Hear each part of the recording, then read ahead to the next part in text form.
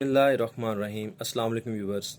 जैसा कि आप लोग जानते हैं कि आज एडिशनल सेशन जज जुल्फ़िकार साहब की अदालत में डॉक्टर रफ़ीक गुज्जर का केस ज़ेर समाअत था, जिसमें 1 घंटा की तवील बहस के बाद फ़ैसलों को महफूज कर लिया गया।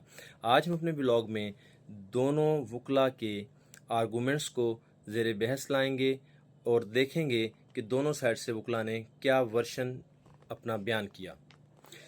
अब सबसे पहले डिफेंडेंट साइड से वकील साहब ने केस को आर्गू किया और आर्गू करते हुए सबसे पहले उन्होंने एफआईआर की स्टेटमेंट्स को पढ़ा और साथ जो उस पर जो दफ़ात थीं उनको ज़ेर बहस लाते हुए सेक्शन 376, 375, 509 को पढ़ने के बाद वकील साहब का ये कहना कि एफआईआर की स्टेटमेंट और ख़ातून की 161 की स्टेटमेंट और 164 की स्टेटमेंट जो है उसमें कंट्राडिक्शन मौजूद है।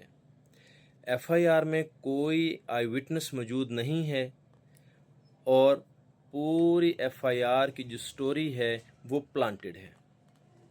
ओके, इसमें वकील साहब ने बताया कि जो एटमॉस्फेयर था क्लिनिक का, रूम का, डॉक्टर साहब के, उसको भी डिस्कस किया गया और बताया गया कि जिस वक़्त उस लेडी का ट्रीटमेंट चेकअप हो रहा था, अल्ट्रासाउंड हो रहा था, उस वक़्त समीना नाम की जो हैं स्टाफ जो हैं वो मौजूद थीं।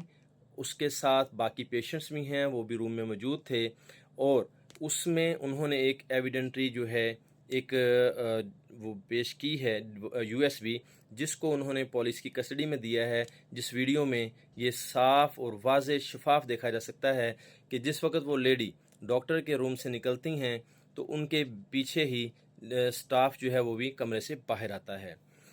इसमें वकील साहब ने डिफेंडेंट की फेवर में SCMR, PLD, MLD 2010, 2022 lot of land mark citations जो हैं वो दी और उन्होंने कहा कि बहुत से ऐसे केसेस हैं जिसमें प्री अरेस्ट और पोस्ट अरेस्ट बेल जो है वो अक्यूज़ को जज साहब की तरफ से, अदालत की तरफ से दी गई।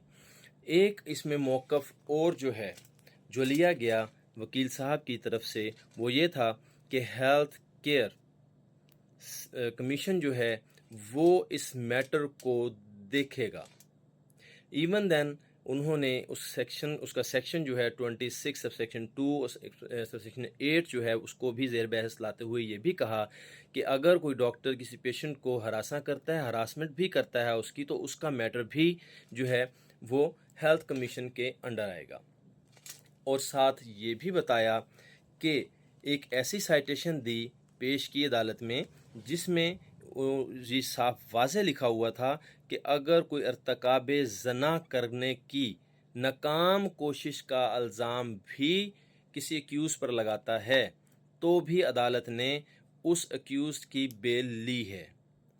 मैं था शेख तनवीर यूसुफ एडवोकेट आपके साथ। अब हम मिलेंगे इसके दूसरे व्लॉग में जहां पर हम डिस्कस करेंगे कि प्लेंटिफ साइड से क्या आर्गूमेंट्स आते हैं। जज़ाकल्लाह।